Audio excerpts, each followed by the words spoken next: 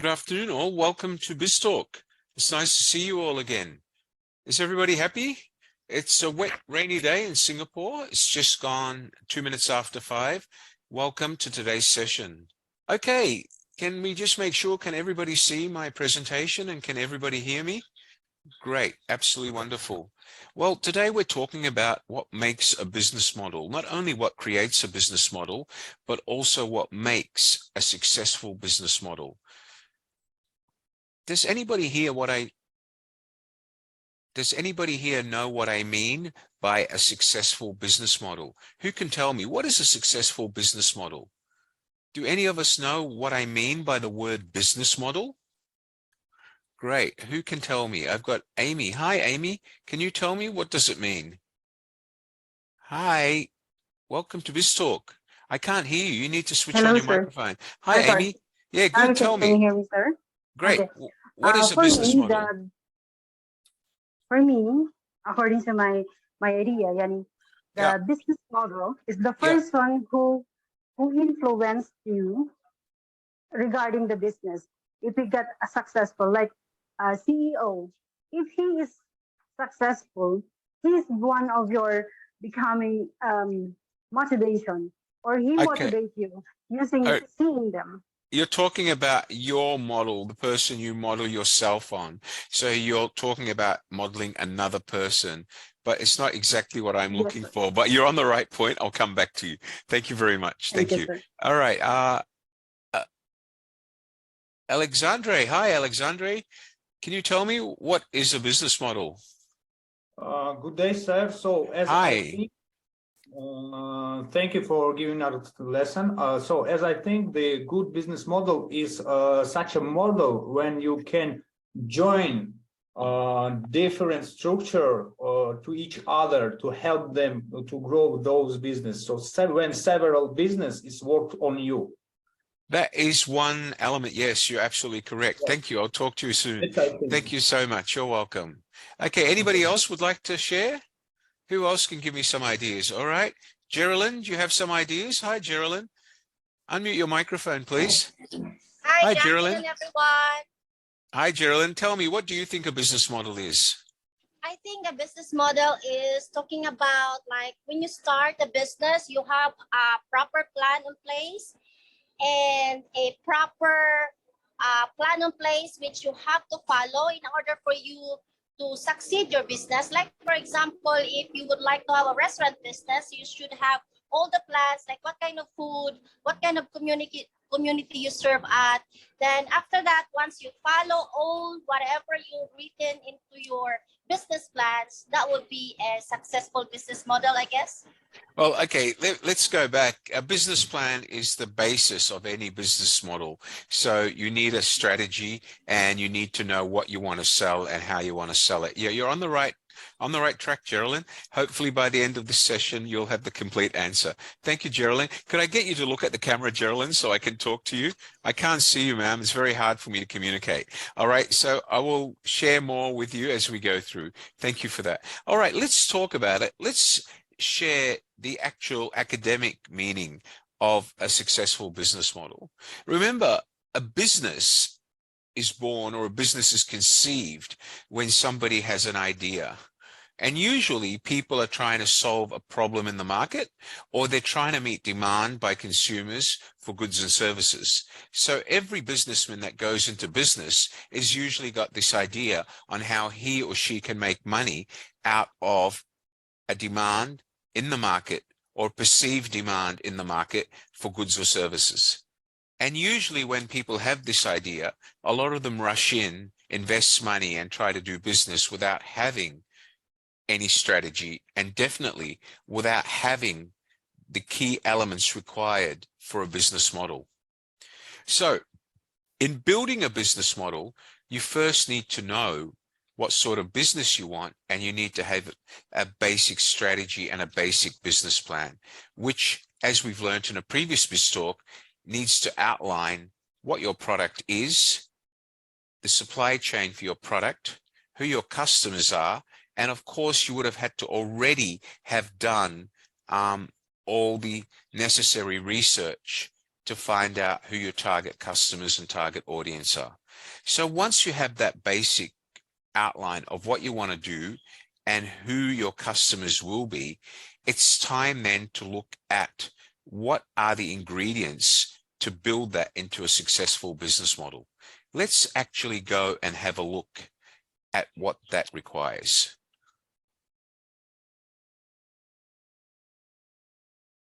Okay, so let's start with defining it. What is a successful business model? It's simply a model that describes the rationale of how you are going to create, deliver, and capture value for your business model. So it basically sets out the plan by which and the process and reasoning by which you're going to create, deliver a product or service, and in return, make a profit. What I want to do to start with is I want to relate this to 2 or 3 of the market brands that some of you should have heard of by now. And has anybody here heard of Tesla, or has anybody not heard of Tesla? Does everybody here know who Tesla is? Yes or no? Yes or no? Okay. Who can tell me who is Tesla? Can anybody tell me what does Tesla make? I know my co-host knows Tesla because they're based in his country. But can you tell me, Amy, who is Tesla? Where's Amy gone? Hi, Amy. Unmute your microphone, please. Yeah, who is Tesla? I think Tesla is a kind of brand for the car. What sort of car? What sort of car? No. Do you know what sort of car they make? Very good, thank you. Sports car. You're very good. They make electric cars. All right. Do you know who owns Tesla? Do you know who founded Tesla? Okay. Okay, that's okay. I'll come back to you. Alexandre, who founded Tesla? Hi, Alexandre. Hello, sir. Tesla was Serbian guy. What's his name? Nicholas. Yeah. Okay. Where is he from? Tell us all. Serbian. Serbian. And why did he start Tesla? Do you know the story? Can you tell me anything? Sure. Go ahead. He compares with Edison because Edison found one way to make energy and he found second way to make energy. Tesla's energy can only little how do you say size, so in one district only, and Teslas can put energy in between towns. So long road. Right, but how was he involved in Tesla, the people that make electric cars? To make free energy. All right, so he was basically, the person you're talking about was more responsible for energy and the way they generate it. Are you correct? Yes. Okay, yes, all right, yes. That's a good start. Thank you. Thank you. Okay, so let's move on. So Alexandre is talking more about people who were involved in creating the concept of using electrical energy, but I want to talk about Tesla, the maker, the manufacturer of electrical cars. So let's have a look at Tesla and their business model in a very simple format so we can relate that to any business. And Tesla has got a very simple business model, which I'm sure you'll all find very easy. Let's have a look at it. Just give me a moment, please. Okay. All right. Tesla is a company that was founded in 2003 with a goal of commercializing electric vehicles. So basically, its goal was to manufacture and make electric vehicles commonly affordable to the average consumer. At the very start, they went to the high end of the market and produced a very expensive sports car, as Amy just told us about. And then they decided, once they put the sports car on the market and they found appeal, that the number of customers they were selling to, or the customer demographic they had that could afford their cars, wasn't big enough. So they decided to move into a more affordable electrical car and target the mass market. In 2008, Tesla began selling its Roadster. Its first breakthrough was in 2012 when it launched its Model S, which was a lot more affordable. The Model 3 was announced in 2015 and produced in 2017, which is the most affordable model they built since they opened. Prior to Tesla, the market for electric vehicles, I'm not sure if you all know, was relatively insignificant. It was basically served by utilitarian and unremarkable models, and they were from different parts of the world. There was people in China trying to make electrical cars. There was people in different parts of the world trying to produce electrical cars. Tesla was the first car manufacturer to view the market for electrical vehicles seriously in a different way, and they were the only company that took it significantly and started focusing on becoming a market leader with electrical cars. So let's see what their business model looks like. Okay, let's talk about Tesla. Where does Tesla start? It originally started by focusing on wealthy consumers, the rich and famous that bought sports cars.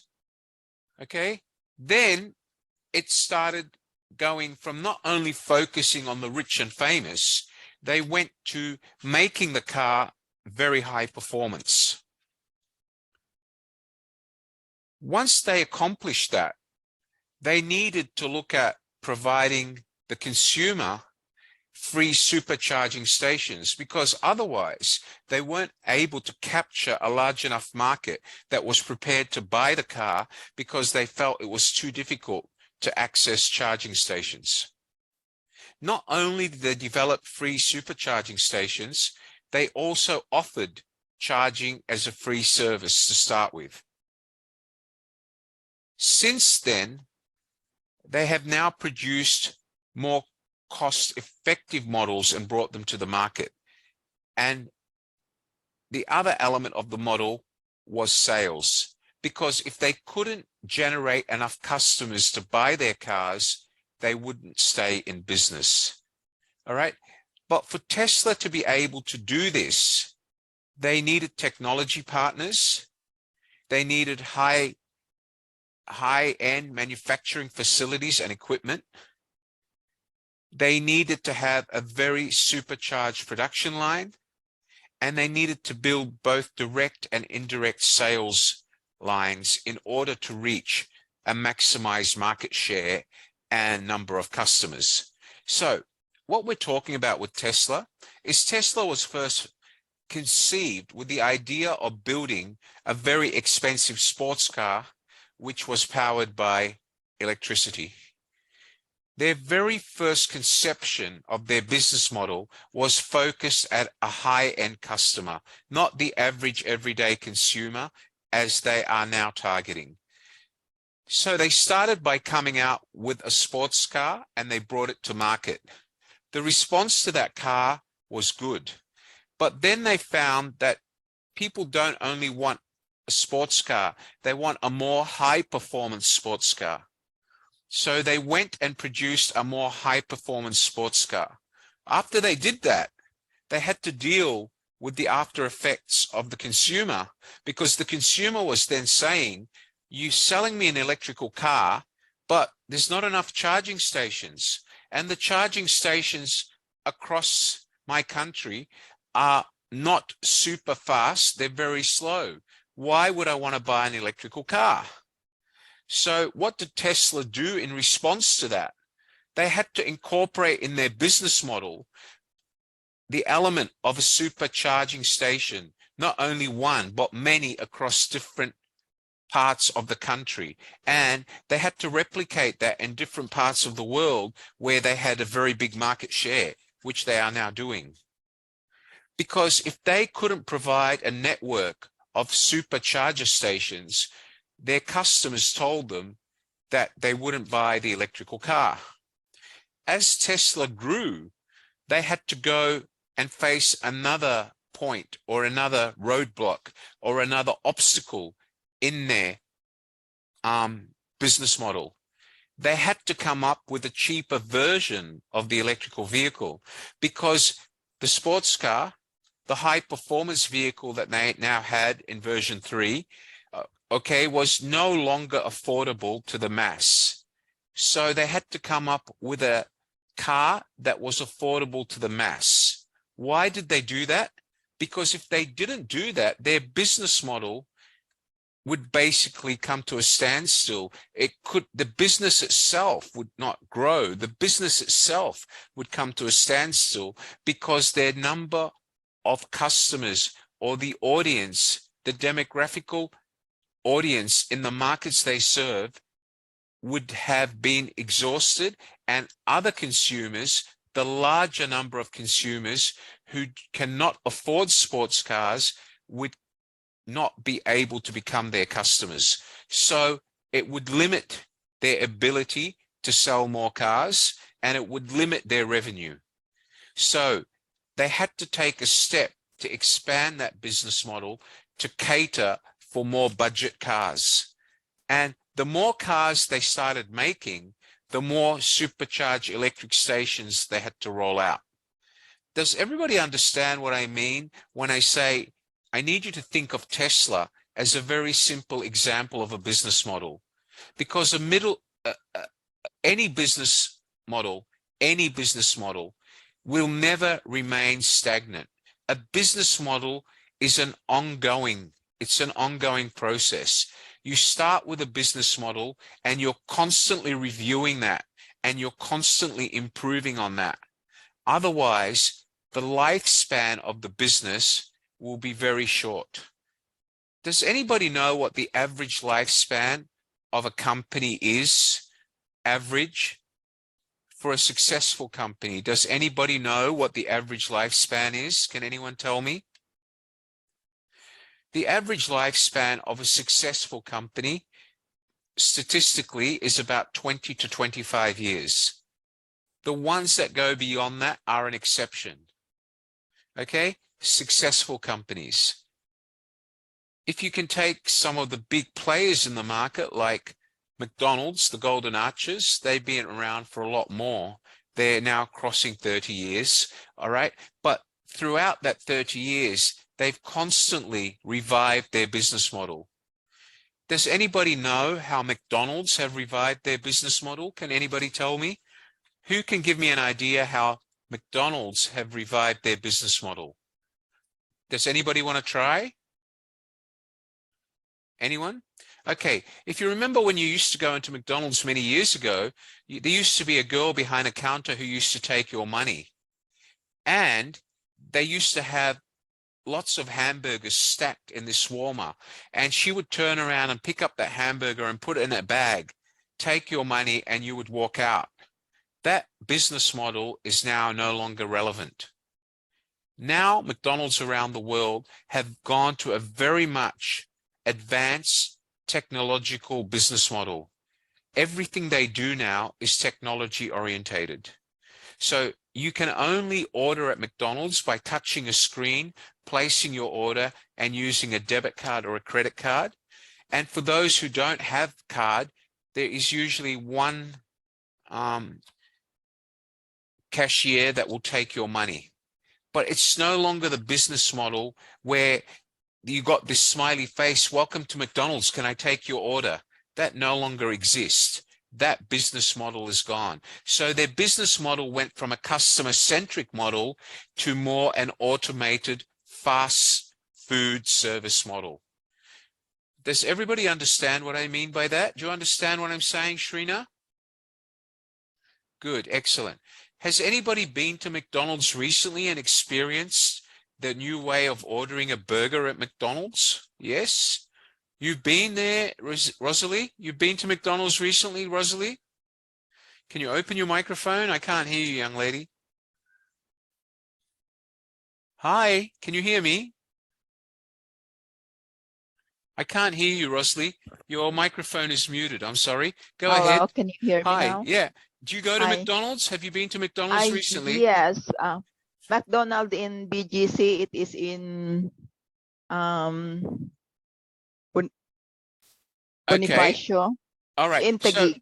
Okay, so tell me, do you still go to the counter and order to a smiley face, or do you order on a digital screen? They already put the digital screen around the Right. corner. Okay, so tell me, which business model do you prefer? Do you prefer the previous model where they were very much customer centric, or do you prefer this fast food digital model of the business? Which one do you prefer? The digital one, because you don't have to fall in line in a long way, and you don't Okay. have to wait.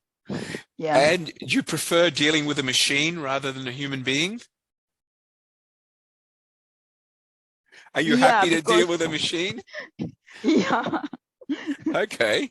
All right. Tell me, Rosalie, when you go to the machine, do you talk to it? Do you say, does the machine say, "Good afternoon, welcome to McDonald's, may I take your order?" Or does it just flash in color and you type in your order? No, they don't greet you, but you have, to touch the Okay. All screen right. and pick your Okay. order. Well, let me give you my personal opinion. I hate to use a screen. I would never use a screen unless I have to. I will always try to go to a counter, but if there's a queue, I use a screen. But from a consumer point of view, can you tell me what has been the major change in the business model for McDonald's? They have gone from a customer-centric or a customer service-centric model to more of a fast food digital model where people order on a digital platform in their stores or through their mobile app. Basically, they're no longer greeting you as an individual customer. You're basically just a number. You give them your ticket number, they deliver food to you. So there is a simple way that McDonald's have changed their business model. Does everybody understand where I'm coming from? Yes or no? Yeah? Let's take one other business model change that's happened in recent years with airlines. Can anybody tell me what's changed about the airline industry and the model they operate? Yeah, Iris, tell me what's changed about the airline industry. Go ahead. Hello, I'm hearable. Okay. Yeah, Hi. hi. Yeah, I think as Go ahead. traveling a lot, before you can book in the website, and then before in my youth, you can only go to the travel agency, and those are booking for you. And then you Yeah, have direct booking options. Maybe you go to the airport and they have the yeah, counters. yeah. And And now? then they have the websites, and now they even want to put you off the website only by mobile app.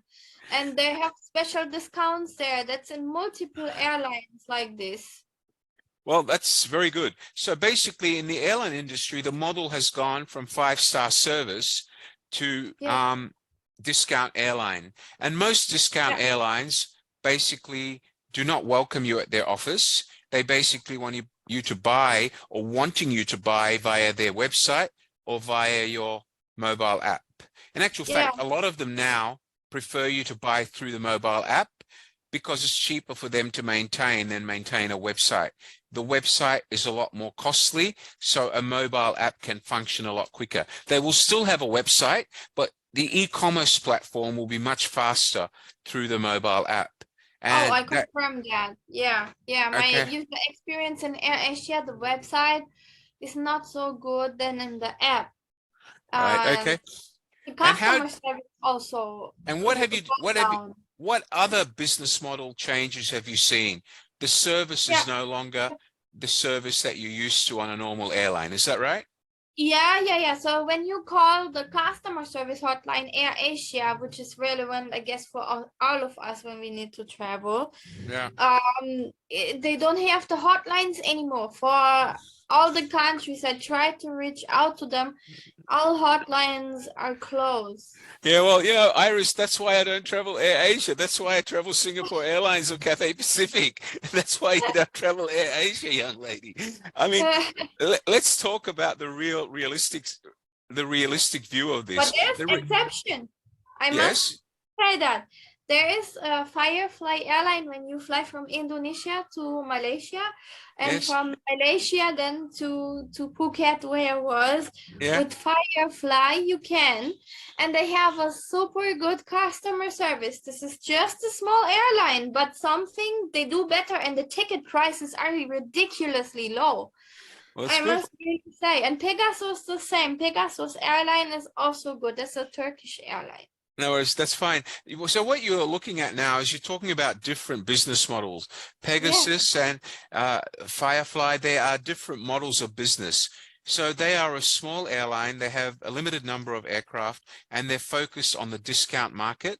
And they believe they're providing a basic service at a discount price. You're absolutely correct. But Yeah. there is two different types of airline models. There's a 5-star airline model, and there's a discount airline model. So I just want you to realize two different types of airline models. The airline industry since COVID-19 has changed. A lot of airlines who used to only have full service airlines have had to build a second business model. Most airlines now have a premium airline and a discount airline.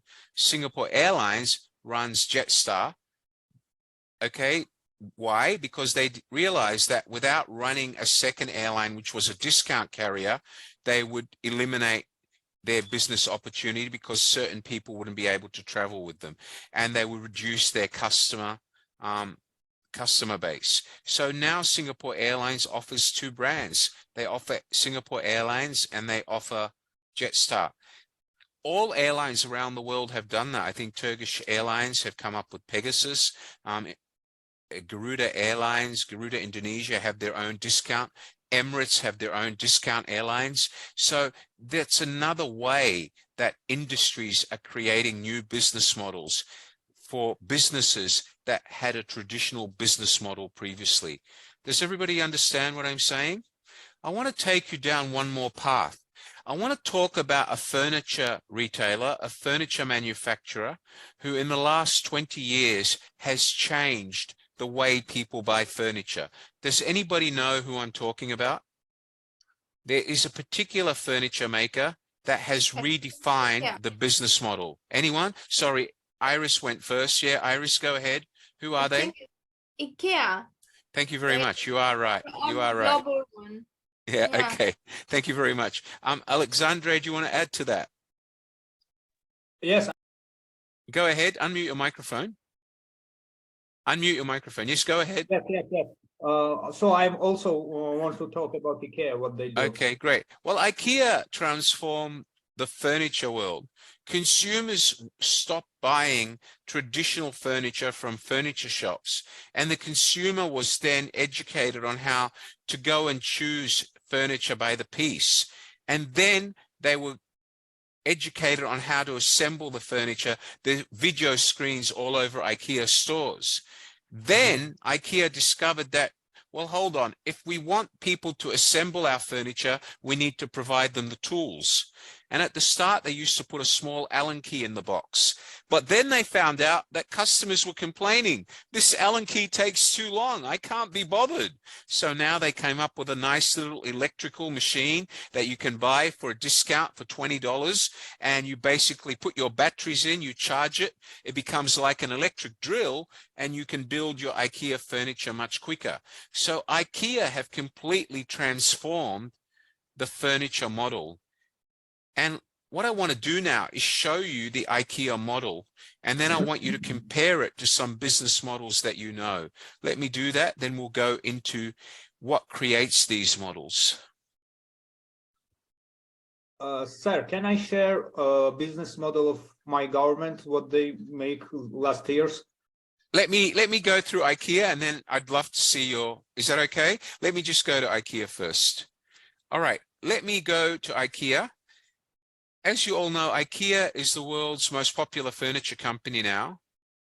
It relies on customers as their free workforce, but in a different way.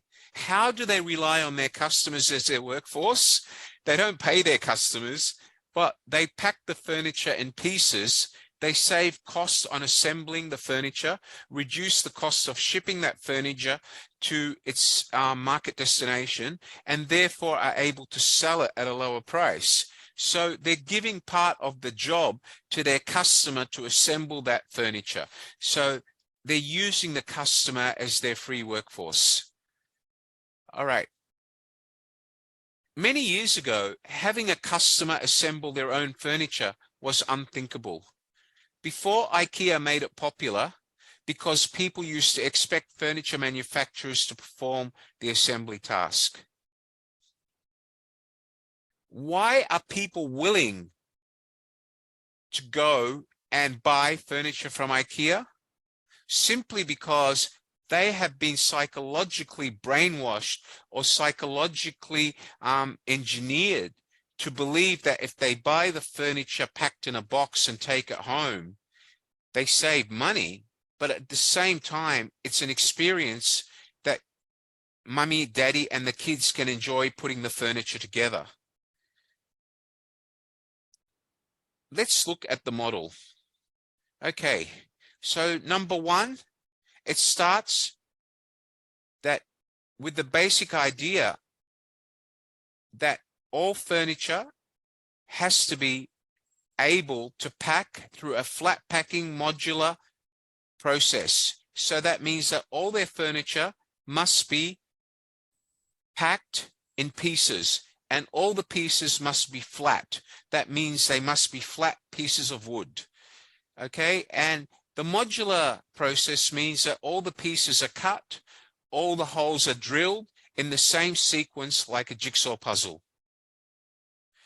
All of these pieces are packed into a box with all the screws and the attachments, and they are shipped to the Ikea store inventory around the world.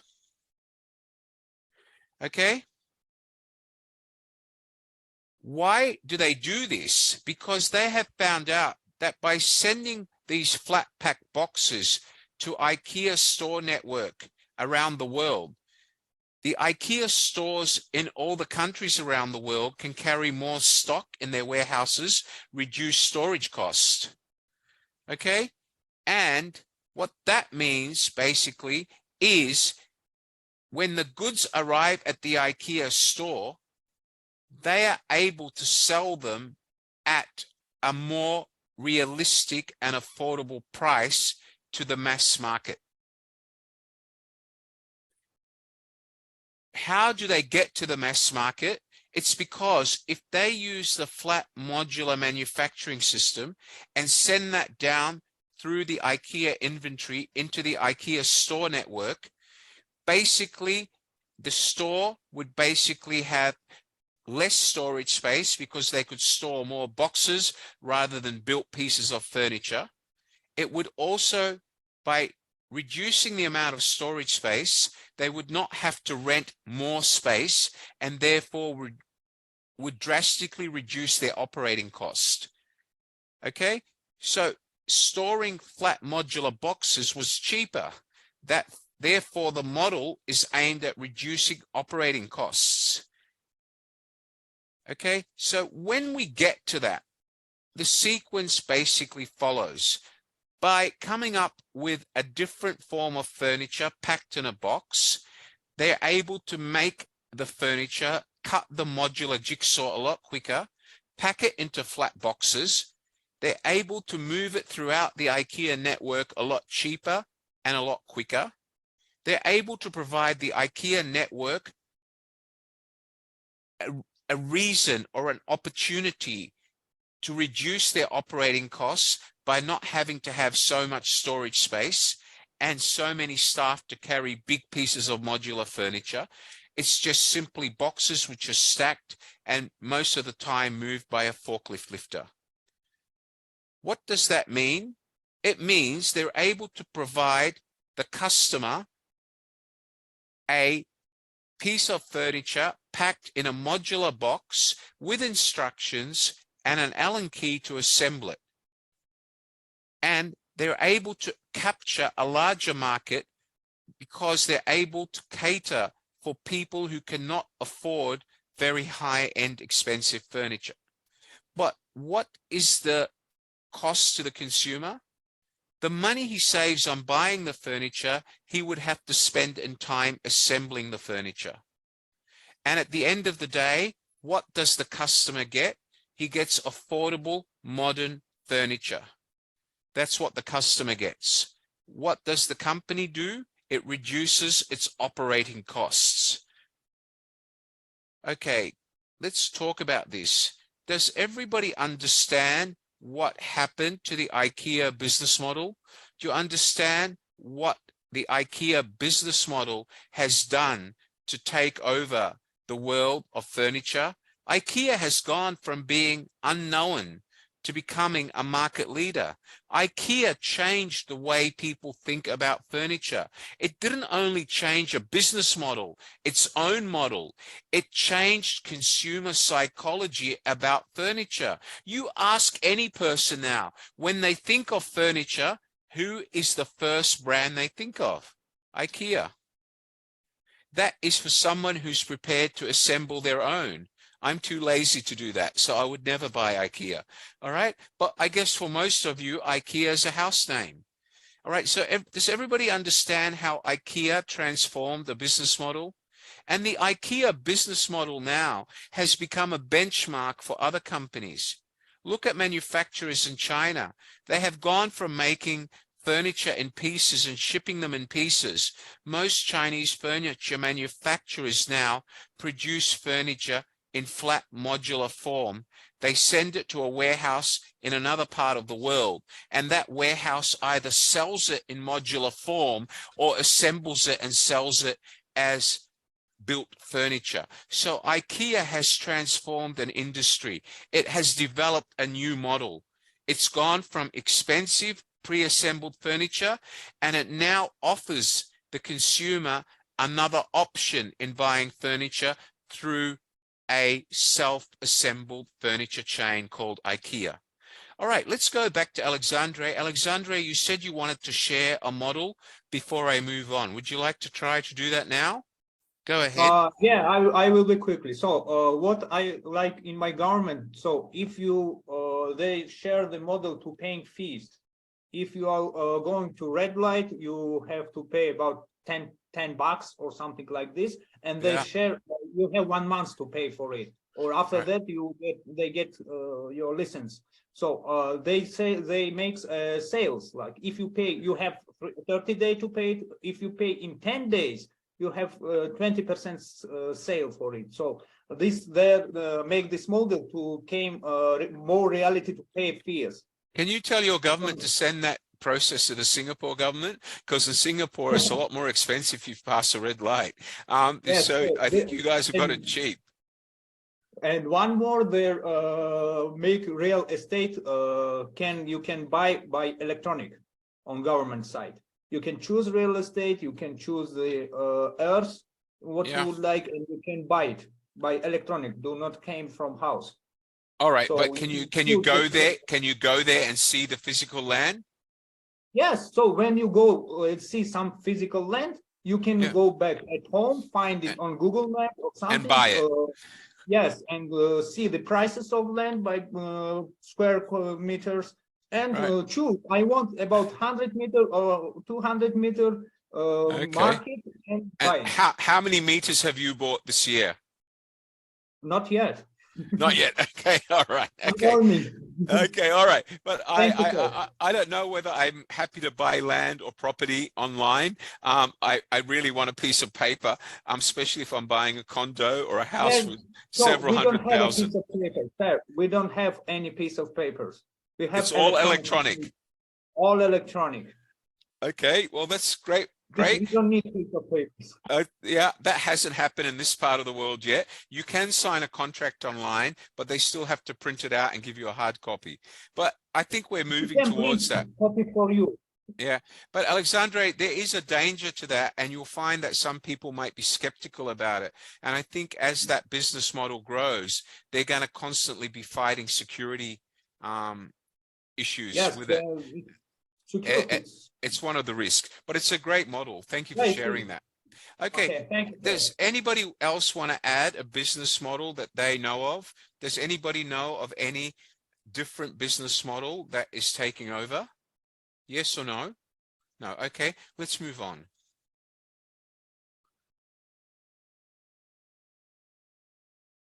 All right. So what I want to do now is I want to talk about Apple. Everybody knows Apple.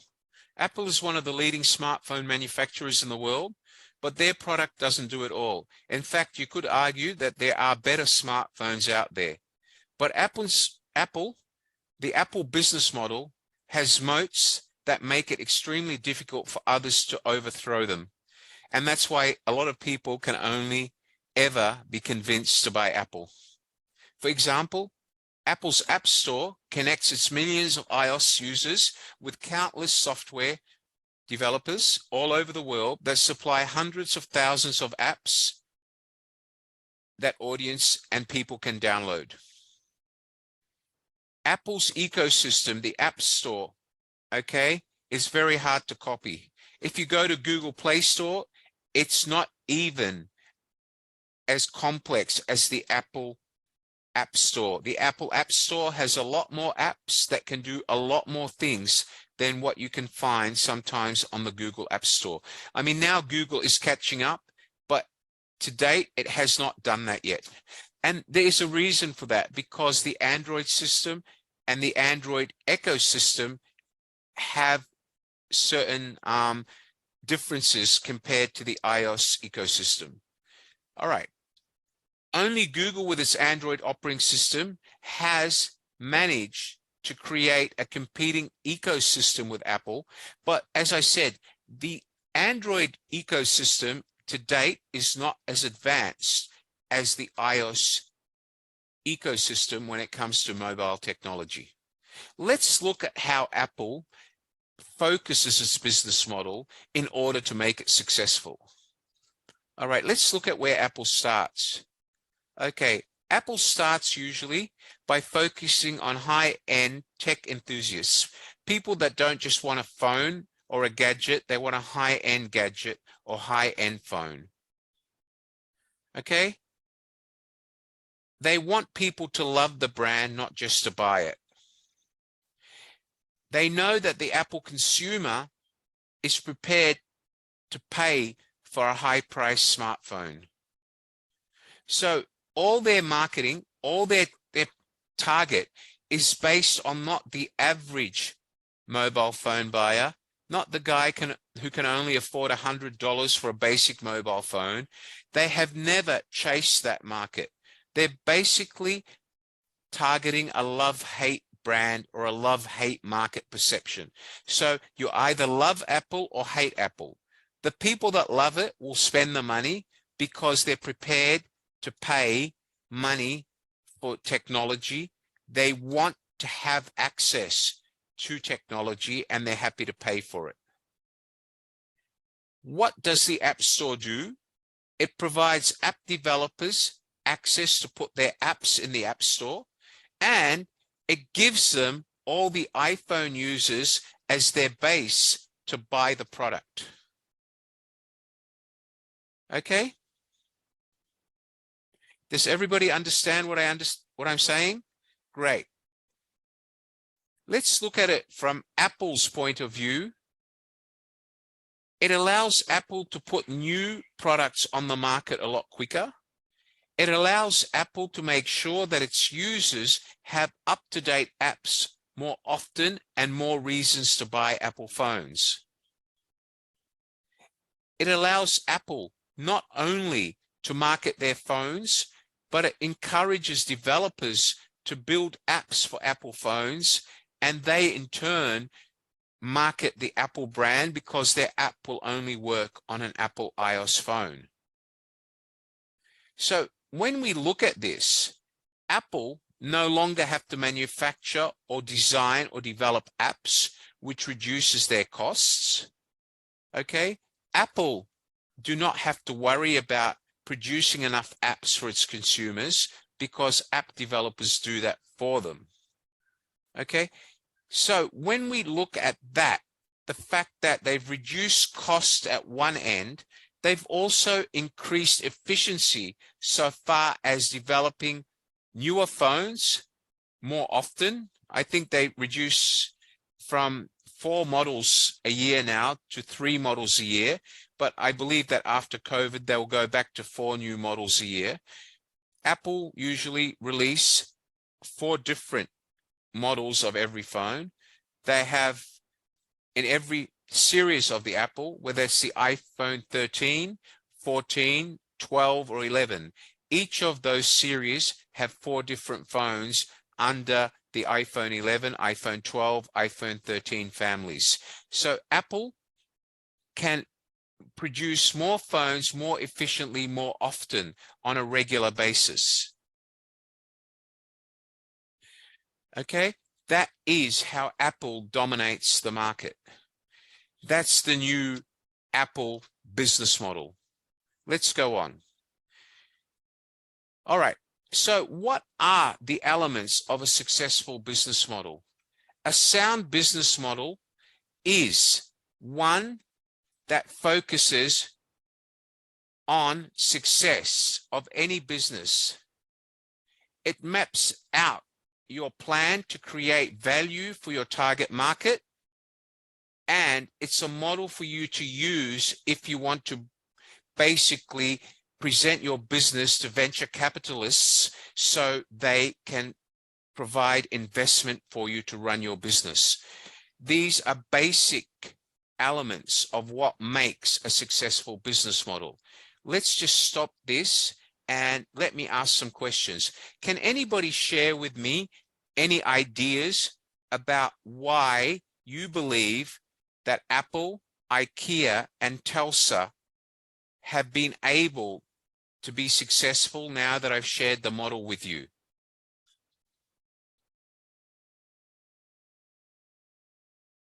Can anybody share with me? Go ahead. Who wants to share with me? Come on. Somebody share their ideas, please.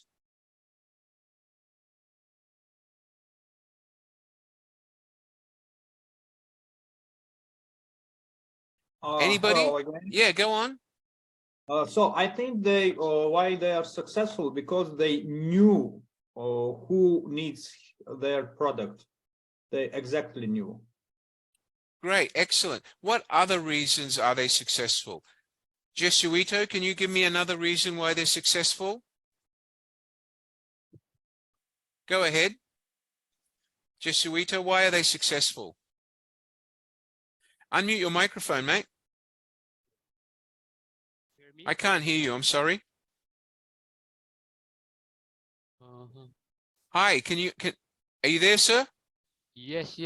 So why do you think Apple, Ikea, and Telsa's business model has been successful? Because of the R&D. All right. So what do you think R&D has Hello? done for them? What do you hear think me? R&D? Yeah, I can. What do you think R&D Hello? has done? Yeah, I can hear you. Hello, sir. Can you hear me? Do you hear me? Yeah, I can hear you. Can you hear me, Hello? everyone? Can you wave your hands if you can hear me? Great. Yeah, I can hear you, Jesuito.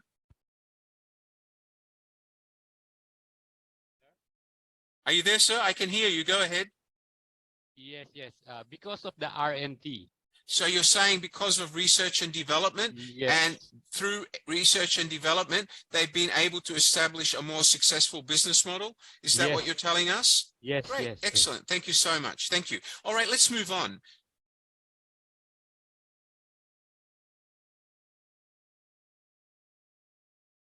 Okay, so a successful business model is a model that is useful, providing you want to make money and you want to basically, in simple terms, achieve corporate fame. If you have a successful business model, achieving profitability or corporate fame is very easy. It comes hand in hand. Look at Ikea. Look at McDonald's. It comes with a successful business model. Look at Amazon. Why is Amazon successful? Because of its business model. Let's talk about the basic ingredients of a successful business model. The first one is desirability. Do customers want it? Why do customers want Apple? Apps, technology, trendy. Why do customers want Ikea? Easy to assemble, cheaper, fun, family does it together. Okay, let's go to the next part. The next part is viability. It's because it's cheaper. It's value for money. And the other ingredient is what we call feasibility. Feasibility. That's the other ingredient. So desirability, viability, and feasibility. Let's look at each of those three main baskets or ingredients that we need to have a successful business model. The first one is a value proposition. The value proposition building block, or the idea of value proposition, describes the bundle of products and services that create value for your target market or target consumers. For example, Ikea believes that their consumers, the consumers that like Ikea because the products are cheaper as a result of them being modular. But what does the customer have to do in return? They have to do Ikea's job and assemble the furniture. As with any proposition, each value proposition for a selected product or bundle of products or services needs to cater to the requirements of specific customers in specific segments.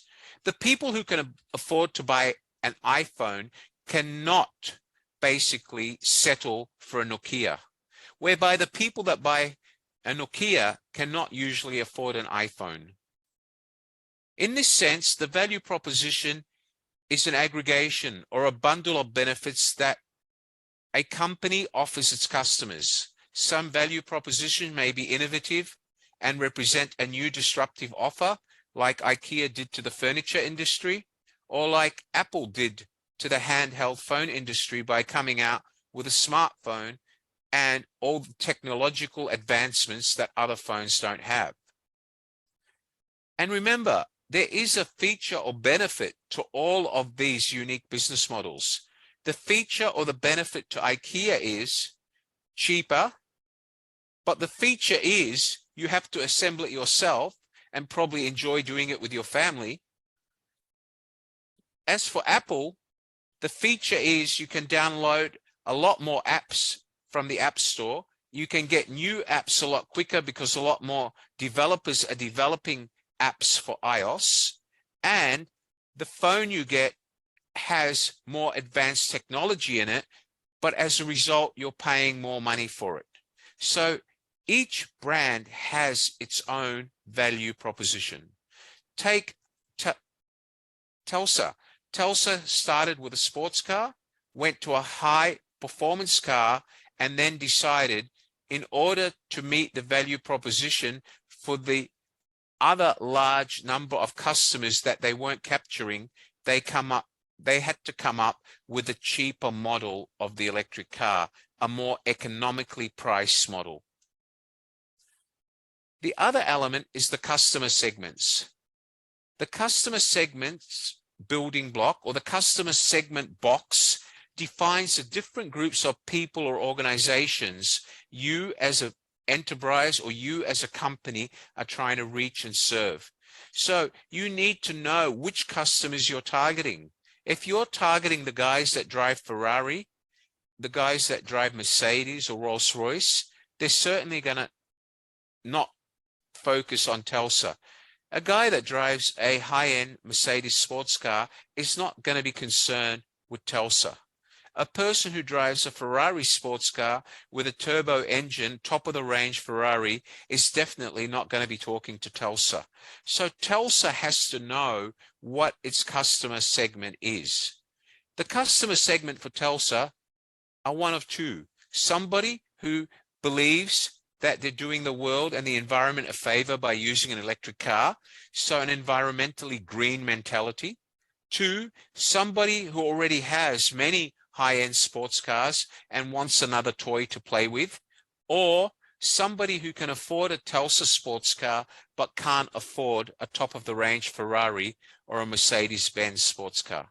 All right. So as a company, in building your business model, you must be very conscious about which segments you're aiming to serve and which segments to ignore. If I took a Tulsa high-end, top-of-the-range, high-performance sports car and offered it to the average person in India, the average factory worker in India, he will never be able to afford it. Therefore, that is one market segment that Tulsa would ignore when marketing its high-performance, high-end sports cars. Another option is they have come up with a lower-end, cheaper and more economic Tulsa electrical car. But again, that will still not meet the demand of all consumers because there is a different demographic bucket in India. A very majority of the population would be in the one that can afford the cheaper version. A very small majority would be in the one that can afford the top of the line expensive version. And the balance below would be the ones that can't even afford a car. So Tulsa has to be very careful as to which market segment they focus on. The other ingredient of the desirability box is the customer relationship. Now, new business model have gone to E types of relationships, as some of our students has said. Airlines now want you to book through apps. They don't have offices anymore. As Alexandre said, in his country, the government makes them pay red light fines by their mobile app and gives them a discount if they pay within 10 or 20 days. So the relationship between the consumer and the service provider or the seller is changing. It's going to more an E relationship. Is the E relationship as customer-centric as the face-to-face relationship? A lot of businessmen would argue it's not. And if any of you know anything about Amazon, Amazon has tried to take customer centricity into an E relationship. Okay? If we look at buying through Grab, does anybody order food through Grab? You have Grab in your country or any food delivery service? Now, usually if you order through Grab and the food is cold or burnt or it's not delivered, the only way you can reach them is through your phone app and by sending them messages. And they treat you like an e-customer. Sometimes you wait in a queue for an hour, okay? They don't want to talk to you on the phone. In actual fact, if you try to ring them, they have this recording saying, this number's only for serious accident emergencies by our food riders or our drivers. Please rest assured that we will prosecute people that use this number for the wrong reason. So they're trying to scare people away from ringing them. They're trying to encourage people to actually build a relationship with them through their mobile app, an e-relationship. Now, have Grab been able to capture the world? Have other e-commerce platforms captured the world? Grab has people that like it and they have people that hate it. Look at Amazon. Amazon has been much more successful than Alibaba. Why? Because Amazon, their e-platform is friendlier. Their e-platform allows you to push a button and talk to their customer service operator, where Alibaba doesn't. Okay, so having an e-relationship with your customer can have advantages and disadvantages, and it's suitable for some business models, but not for others. For example, if you run a food business, would you want your relationship to be an e-relationship? You wouldn't, because if that was the case, no one would come to your restaurant. If you run a service such as cleaning, or such as curtain dry cleaning, or such as simple services, a florist that you deliver flowers, do you want to reduce your relationship or interaction with your customers from talking to them on a phone, face to face, to only an e-relationship? Some models work. Some models do it. There is flower companies online that have 4 or 5 arrangements, fixed price, no discount. You buy it because you like it or you don't buy it. But if I wanted a floral arrangement which had to be one of its kind, and I was prepared to spend money, I would not order my flowers for my wife's wedding anniversary online. I'd want to go and see a florist, pick the flowers, and look at 200 photos to choose which flower arrangement I want to send. So not all customer relationships are the ideal model. Does everybody understand that? Yes or no? Can you wave your hands? If we go to Ikea, you buy goods and services at Ikea. If you have a problem in the box, they have a service hotline, or they encourage you to bring it back to their customer service desk. That is another shortfall in buying Ikea, because if I take the box home and it's missing a part, I have to carry it and take it all the way back. If it doesn't, that is a fact of life. I have to do that. Where if I buy a piece of furniture that's already assembled, I don't have to worry about that. Okay? I don't have to worry about it. Does everybody understand what I'm saying so far? Yes or no? Good, excellent.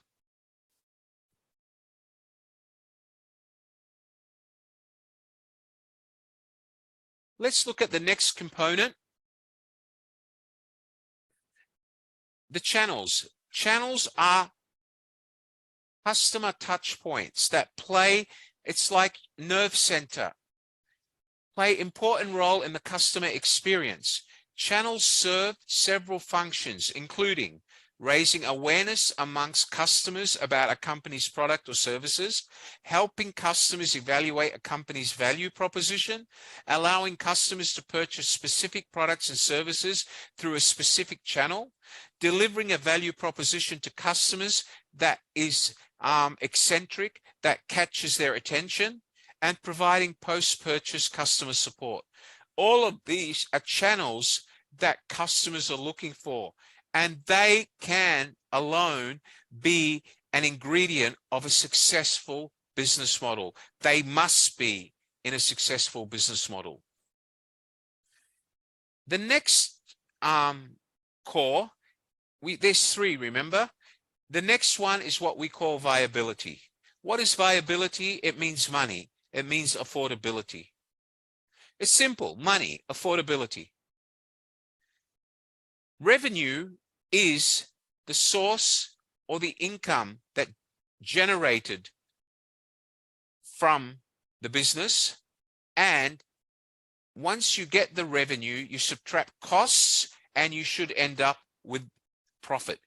If you earn revenue, but at the end of the day, you spend that all on cost and there's nothing left in the bank as profit, you're not really a viable business. For the business to be viable, you must generate turnover, you must deduct your costs, and you must retain a profit, or at least break even. If customers are the heart of a business model, revenue streams are at its arteries. So what we mean by that, customers are the heart. Without the customers, your heart won't beat and you die. Without customers, a business won't survive. Customer segment truly willing to pay. What do we mean by that? It means it's important that you focus on customers who can afford your products, because if the customers you focus on can't afford your products, your business model will not be viable because no one will buy your products. Does everybody understand that? Each revenue stream in different types of business has to focus on how they're going to generate revenue. Is it retail? Is it online? They have to make sure that they have the right pricing mechanisms in place. All right. Whether they have fixed price lists or different price lists for different markets. Okay. They have to decide whether bargaining is a option for their customers. Can customers negotiate? Can their salespeople offer discounts? Okay. Can their products or services be sold to the highest bidder through auction? Does the market depend on their product, or are they dependent on the market forces of customers to buy their product? If their product is one that consumers need, then the viability question becomes a little easier. But if their product is another product that consumers use, but it's not a luxury or it's not a must, sorry, let me correct that. If their product is a product that is a luxury, a product that consumers don't use on an everyday basis, then they have to make sure they pick the right customer in order for it to be viable. You cannot sell a high-end product to a consumer that can't afford it because they will never buy it. So if you're focusing on a high-end product to a high-end consumer, I guess that's easy and it's viable. But if you are more a middle of the range product or a low-end product, you need to make sure it's priced at the right margin, at the right pinch point, at the right touch point, at the right emotional point, which we call pinch point. So you can make sure that your lower end consumer, the consumer who can't afford the luxury or middle market product, can buy your product. A business model can involve two different types of revenue streams. Transaction revenues resulting from one-time customer payments, and the other one is recurring revenues resulting from ongoing payments to either deliver a value proposition to customers or provide post-purchase customer support. For example, if you go with Netflix, you basically pay every month. It's an ongoing recurring revenue proposition. And for that, every month they provide you more programs and newer programs to watch. Another one in viability is what we call the cost structure. The cost structure describes how much cost you incur in operating the business model. For example, Ikea reduced its cost structure, its operating costs, by packing its furniture in a modular form in flat boxes and shipping it, reducing shipping costs, reducing storage space. Creating and delivering value, maintaining customer relationships, and generating revenue all mean that you have to spend money to earn money. Such costs can be calculated relatively easily, of course, once you know your key resources, key activities, and key partnerships. And remember, we said when you prepare a business plan, you have to look at the feasibility and the financials, cost of goods sold, cost of labor, cost of real estate, etc., etc., etc. Some are more cost-driven than others, so-called no-frills airlines like Discount Airlines, Pegasus in Turkey, or Jetstar in Singapore. All of these airlines are very cost-conscious, whereby if you fly Singapore Airlines, the full-service airline, cost is not a conscious factor as it would be for Jetstar. Singapore Airlines aim to provide their regular customer a better service, so therefore they understand that their costs will be higher.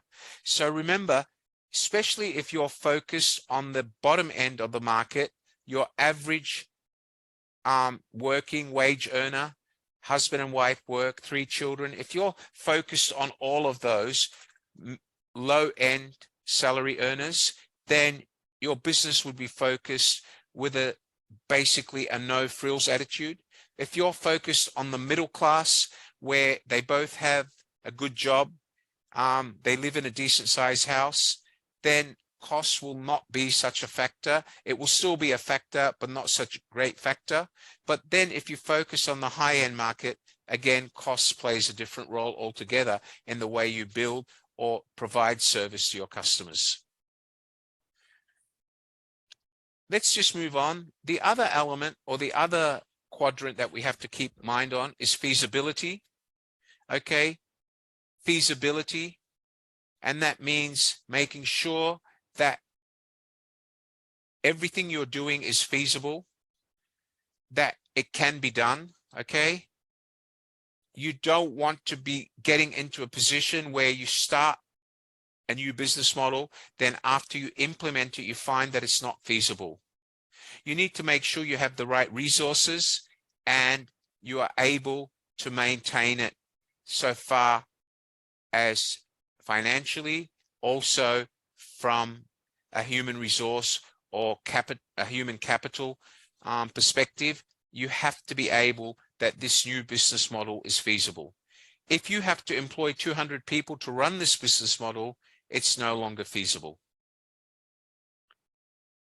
All right.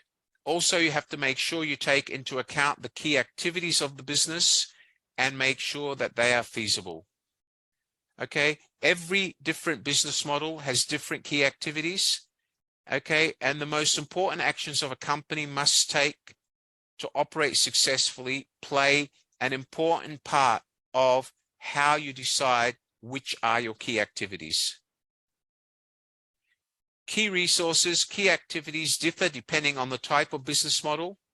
For a software maker, similar to Microsoft, key activities include software development. For a PC manufacturer like Dell, key activities include supply chain management and shipping their machines all over the world. For consultancy firms like McKinsey, key activities or their key activities on a daily basis include problem solving for clients. And the last one I want to share in feasibility is about partnerships. You have to look at the partnerships you need to run your business model. Do you need strategic alliances with people who are non-competitors? Do you need cooperation with strategic partners, even though they may be your competitors? Is it feasible to be in a joint venture to develop new products and new businesses, save you the cost? And buyer-supplier relationships. How are you going to garnish? How are you going to gain? How are you going to keep? And how are you going to build relationships between suppliers and buyers? All right. So if you are providing your products through an e-platform, you are supplying from supplier to consumer. But if you are supplying your product to a distributor, then to a consumer, all of these play a key factor in deciding which partnerships and being able to decide on whether that is feasible or that partnership is feasible. All right. So let's just talk about that. Does everybody have does everybody have a clear understanding of what I just discussed about feasibility? Yes. All right. Sustainability. You all know what I'm trying to focus on and why these three elements are important. Everyone? Yes or no? Can you wave your hands? Great. Excellent.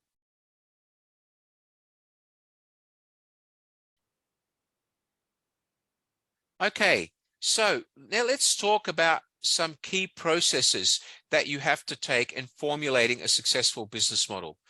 And these basically summarize everything that we've discussed so far in order to be able to deliver what I've just explained. One, you must identify your target market and make sure you do this very carefully. The first element of a business model is to determine your correct target market in order to create a strong customer base whose needs are satisfied by what your business is offering. You have to segment your market according to demographics so that you are better aware of their characteristics.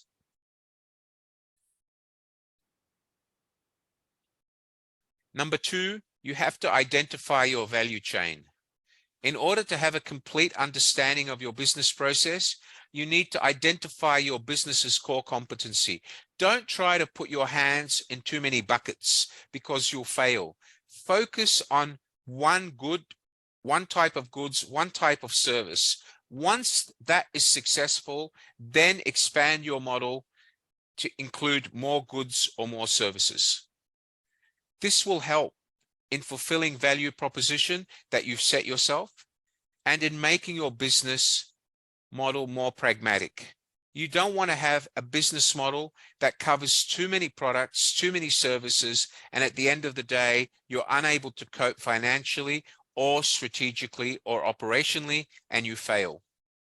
Once you recognize, you can then identify your potential expansion and slowly build on your business model once you've decided on the strategies for growing your value chain and business channel. Mobilize your resources. Make your business up and running. Remember, you have to make sure you have a clear plan on how you're going to mobilize them.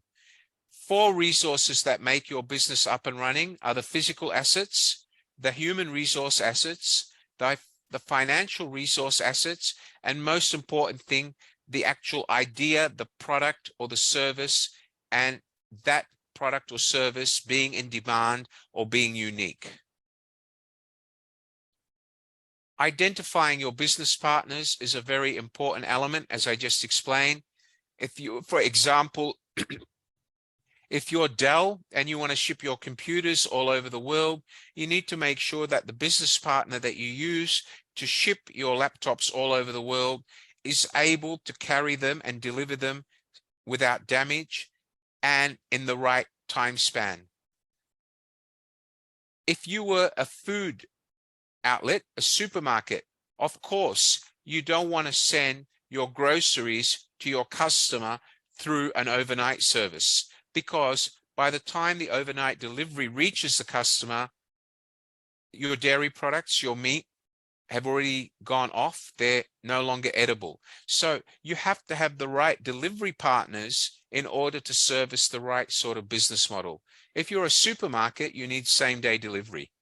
However, if you're delivering goods, for example, toys, books, merchandise, then the service partner, the delivery partner, would be okay to take 2 or 3 days to deliver, providing you tell your customer that when they order or buy from you.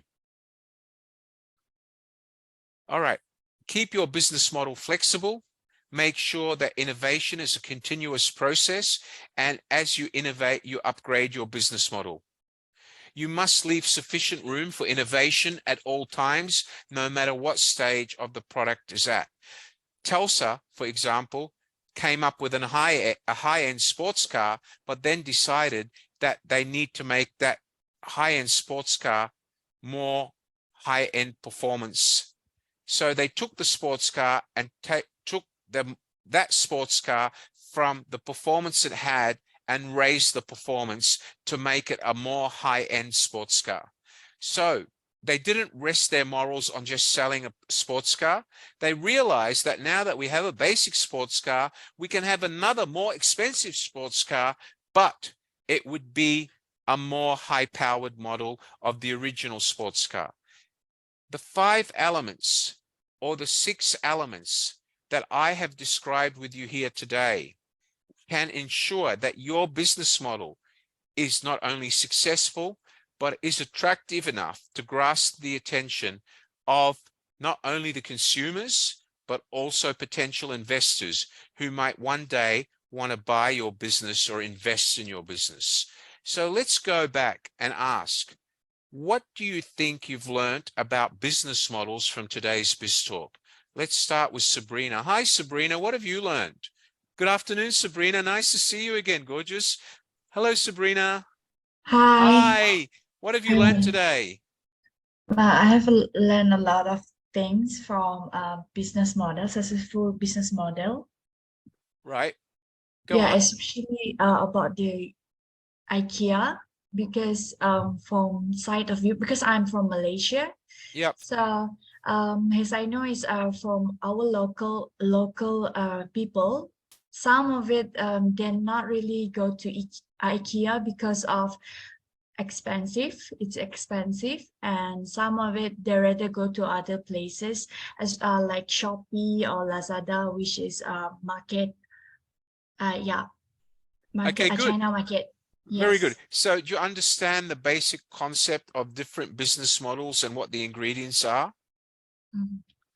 Good, Yes, excellent. I look forward to seeing you again. Thank you, Shrina. Thank you, Okay, sir. you're welcome. Can I talk to someone else? Who else would like to talk to me? Priya, hi Priya. Do you have a question for me, Priya? No, sir. Today, I was learn about the business models. How? So just now you teach to all us. about IKEA and Apple. And mostly in Malaysia, they all are doing a model in a Lazada and Shopee because it's easy to getting some things. So if a IKEA and Apple is it's a very quite high to buy something or to doing a marketing level. Well, no. With all due respect, IKEA's prices are lower, and probably the price you pay for furniture IKEA would be the same if you were to buy the furniture through Lazada, because they both sell modular furniture. So I don't think IKEA and Lazada are a very good comparison. IKEA is a more famous brand and people trust the brand. So their business model were pioneers in self-assemble furniture. So Lazada went into modular furniture because IKEA started it. Lazada copied. And where do Lazada get the furniture from? They buy it from Chinese factories, but what they do is they come up with furniture that is modular, similar to IKEA, that you have to assemble yourself. So basically they're both going down the same road. It's just that IKEA is a brand, where the one you buy from Lazada is not usually branded. It usually comes out of a China or a Korea factory. All right. So let's go down those roads. So if we talk about Amazon and other businesses, again, there is a difference. The level of customer service, the level of customer centricity they apply to their customer relationship model is different. So you have to look at them from two different perspectives. Does that answer your question, Priya? Yes, sir. Yes. Thank you. Okay, Yes, let me talk to someone else. Hi, Maravik. Hi, Maravik. Open your microphone. Hi, how can I help you? Now, hi, Coach. Good evening, everyone. Actually, I don't have any question, Coach. All I want to say is thank you for this lesson for today. You're welcome. And actually, I am very I learn a lot since that I'm having right now. I just started the business as a coffee shop. Actually, I'm at the coffee shop right now. So tell me, is your business model take into account everything I've taught you today, or are you going to go back now and start thinking? Actually, I have to review what I did. Thank you. To All start, right. and then I have to add all the things that Let me ask you. Let me ask you 2 or 3 questions. I spent 5 years as a consultant to the F&B industry. Tell me, what is a product that you sell at your coffee shop that's different to all other coffee shops? Actually, we have this. I created this picture. I will put your picture inside of your coffee. You're going to put my picture on top of my coffee. Yeah, that's a great idea. And you promote that in your marketing? There's a picture. I get a machine that I put the picture on the coffee. Exactly. You will drink yourself. Okay, that's a great idea. Now, can you tell me? So this is marketing. Are you marketing that? Yeah. Are you marketing that? Are you promoting that idea? Yes. Through, and what is your market segment? Yes. Who is your biggest audience? Who is your biggest audience? Who are your biggest customers? So as of now, I stand my coffee shop in the offices and the hotel. Right. So most of my market right now is the one in the hotel, guests, and then the offices, and the people who's passing by. You know, they have the uniqueness. What is it? What is that called? You mean the people from offices or businesses passing by, they are captured. You capture their attention because you put their picture in the coffee, right? So basically, they are the right target who can afford your coffee because it's more expensive, right? You put their picture in it. Am I correct? Yes. Are you there? All right. But Maravik, I'm going to give you some ideas. Maybe you need me to give you a kick because maybe you need to fast move your model. Have you ever thought of coming up with pop-up stores, you know, like stands, not coffee shops, just stands that make the coffee and sell it in a paper cup with the picture. And then you put up those pop-up stores in shopping malls and in universities and colleges, and they only go to that university or college for like 1 week at a time. So you buy another machine, you come up with a paper cup and a recipe, and you have pop-up stores. And what you do by having the pop-up stores is the more times you put your pop-up store in shopping centers or universities, at the same time you promote your cafe. So you tell people, we have a coffee shop at this location, which is permanent. But for your type of business, Maravik, you have two things you have to focus on. What does the business model have to focus on if you decide to expand the model to focus on pop-up stores? Two, if you focus on pop-up stores, are you able to meet a reduced price to attract university students at that pop-up store? And three, by doing that, will you increase your future base of loyal customers who will follow you to your cafe? And will that give you more customer base so that in 12 months you can open more cafes? But you need to be very careful, Maravik, because you're playing with a tangible product that can die very quickly, right? So the people in that business area, the consumers from the hotel, you only get their business if there's people staying in the hotel, right? If there's no one in the hotel, you don't get them. And the office workers will only buy your coffee as long as they can afford it, because they can't afford to pay 30, 40, 50, 200 peso a day for coffee. They can't. So how often can they buy your coffee? So you need to focus now on how can you make the machine process quicker? How can you reduce the cost? Maybe by getting 2 or 3 machines. And the next element you should look at, is there machines that do this process faster or cheaper? And let me give you some ideas, Maravik. There are a number of manufacturers in China that sell this technology. All you have to do is do your research, go online and look for a Chinese manufacturer. And if you're really a tough business talker, you might be able to get them to customize this machine for you. So it would have your logo on it. So whenever you set up, you would show that you're one of a kind putting these pictures on coffee. But I think there are things that you should focus on for your business model. I hope that gives you some ideas. They are just ideas. So I hope Thank you so much, Coach. All right. Thank you. You're welcome. Thank you so much. All right. Thanks a lot. Thank you very welcome. much. I'll see you again. Thank you. Jay Ho. Hi, Jay Ho. Where are you from? Go ahead, Jay Ho. Are you there, ma'am? Jay Ho, do you want to talk to me? Hi, good afternoon. Where are you from? Yes. Are you from the Philippines? Oh, no. Yeah, I'm sorry. I'm from Vietnam. Oh, you're from Vietnam. I can't see you. The light's off, so I couldn't tell. My sincerest apologies. I apologize, ma'am. And where are you from? Ho Chi Minh? Yes, I'm from Saigon. Saigon. I love Saigon. I miss it so much. And hopefully in the next few months, I will go back to visiting Saigon once every 3 months for my relaxation holiday. Before COVID, I used to go there regularly. I used to stay in Saigon. Sometimes I used to stay at the Majestic, you know, the Majestic Hotel, the famous old French building. Yes. Is it still open or has it closed? Yeah, it's still open. Everything open now there. Well, I used to stay there for 2 days. I used to sit in the jacuzzi all day, drink coffee, and come back to work. But I love Saigon. But tell me, how can I explain to you today? Have you enjoyed today's session? And do you have any questions for me? Thank you very much for your time today. I learned a lot, and yes, I can figure it out that to do a business, especially to make it successful, we have to prepare, produce, and grow the business. And then the successful business have to be profitable, defensible, and sustainable. Right. Okay. So do you think you've learned the skills or the elements you require that are going to help you do that? Yes, I think so. But then I think we need to also analyze something, side of those theory elements, culture, geography, also important, because some people. Okay, let me just explain that. Analyzing the culture and the geography is part of you analyzing your customer demographic.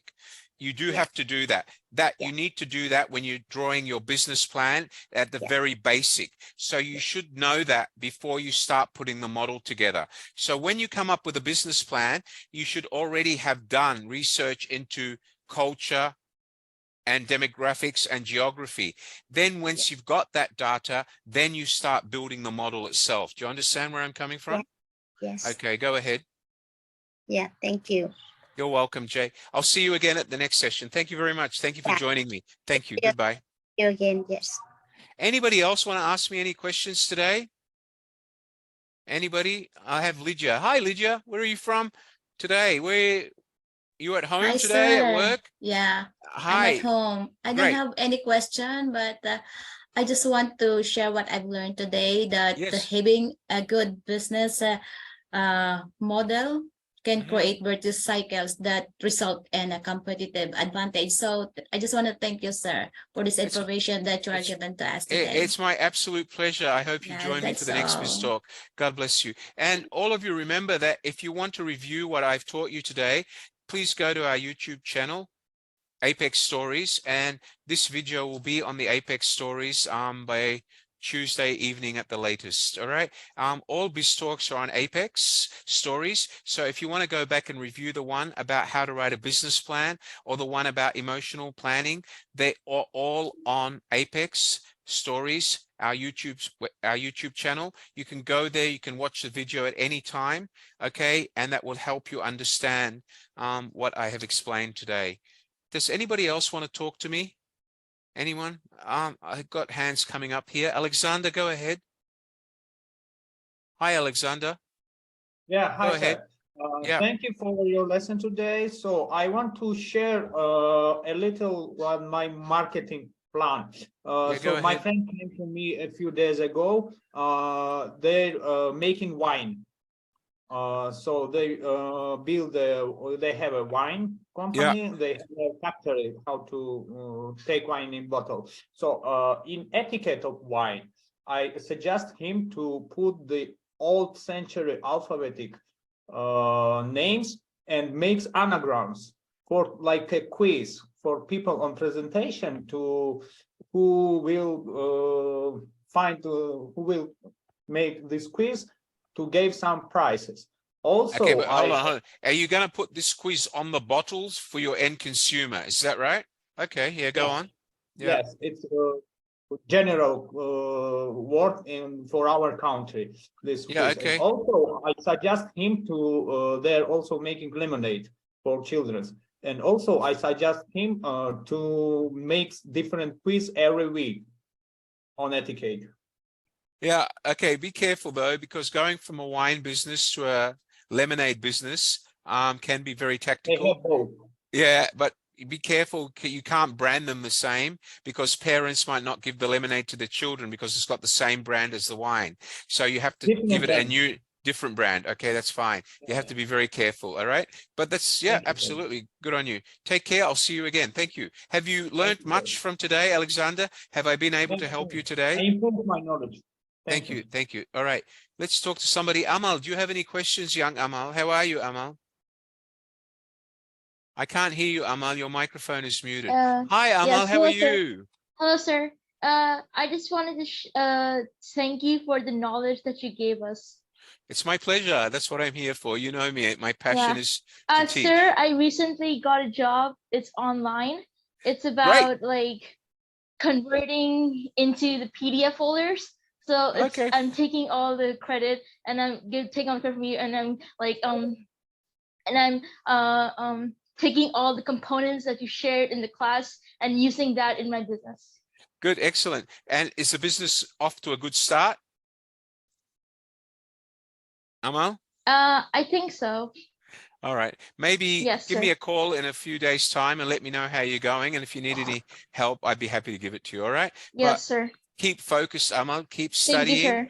Keep focused, keep studying, because what you learn in your studies with us that you're studying at the moment, they're going to help you push the business. And remember, you're only new in business. You have a lot to learn, and you need to re-examine your business model and see how you're delivering the model. What can you do to expand that model and generate more revenue? And once you do generate more revenue, do you have enough people that you can employ to help you in your business model?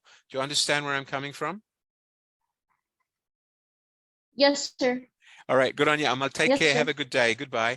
All right, anybody else want to say Thank hello you, sir. to me? It's my pleasure. Anybody else want to say hello? Anyone? Wave your hand to me or talk to me, everyone. I'm here.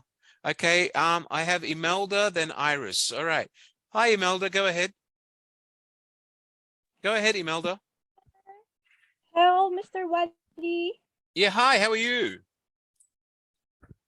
Yeah, I'm good. Tell me, how can I help you? Yeah. What's your question? I want to say thank you. We are very thankful and grateful because we've learned a lot as a student. And now, being a part of the class, so very soon we can have something to put up as an OFW because we are, a foreign domestic helper in Hong Kong. Yeah, and we have the chance, we have this kind of study program that we can, start up for all of us soon. Fantastic. That's great. I look forward to seeing you at the next BizTalk, and it motivates me to see that you're actually starting to think about business and starting to think about your future. And I don't want to see you as an overseas worker next year. I want you to move on and move to a better career. All right. Thank you so much, Imelda. I'll talk to you soon. Thank you. Goodbye. Thank All right. you. My pleasure. Okay. Any other questions before we go? Okay, guys, remember that a business model is the core ingredient of any business. Please do remember that if you leave your business model stagnant, if you have a business model that you created 10 years ago, and that business model hasn't been updated with the time, then your business is stagnant. You basically are missing opportunities, financial, economic, and revenue opportunities that you could successfully gain. If you have not reviewed your business model in the last 6 months, then you have failed the basic element of business. As a business owner, as a business entrepreneur, the model should be something that you review either quarterly or at least half yearly. All right. So if you think that you're a business person, if you think you're running business, but you've never sat down and thought of the model and put it on paper, I strongly suggest you do so, because you may find that you can improve your business 5-fold, 10-fold, 25-fold simply by putting the plan, the model on paper and looking at it and coming up with new ideas on how you can make that model more relevant to today's business economy, to today's consumer. Today's consumer is not the consumer you needed or had before COVID. Today's consumer is totally different to the pre-COVID consumer. Today's consumer is more environmentally friendly. Today's consumer is more price conscious. Today's consumer is more service centric. Today's consumer wants the easiest way to get the goods or services. So therefore, you need to focus on the business model. Is customer relationship through an app or a website enough? Is it cheaper for you to have a more face-to-face customer-centric relationship? Will your customers come back if you don't have either face-to-face or telephone relationship? You need to examine all of that. Can you still afford to have 20 customer service staff? Or do you need to have maybe an app, a mobile app, a website, and 2 customer service staff? All this will depend on your business plan and what your plan is moving forward. If your products are the same, if the services you offer have not been improved, then your business is basically at a standstill. You're basically not moving forward. Your revenue is stagnant, your sales are stagnant, you're not capturing new customers, and your customer base is not increasing. Do you understand that, everyone? Your customer lifespan is probably short because you're not introducing more products. The more products you come out with, the new products you add to your business model, it means that your customers will spend more money with you and their customer lifespan will be longer. Okay, but if you only bring one product out every 2 years, then the average spend by that customer is going to be lower and they probably won't come back to you that often. So their lifespan will be very short. And then to get that customer back after 2 or 3 years is going to cost you money again, and it's going to be more difficult. It's cheaper to retain the customer, the right customer, than to try to get them back. All right, does everybody understand that? All right, from me today, I thank you all for being here. Mr. Govind, thank you for today's BizTalk. I will see you all again in 2 weeks from now. If there's this particular topic you'd like me to cover in 2 weeks, I welcome you to drop me a message through WhatsApp. Say, Wally, could you please cover this at the next BizTalk? I'm happy to put it on the list. Any topic in business, human resources, or marketing, I'm happy to cover for you.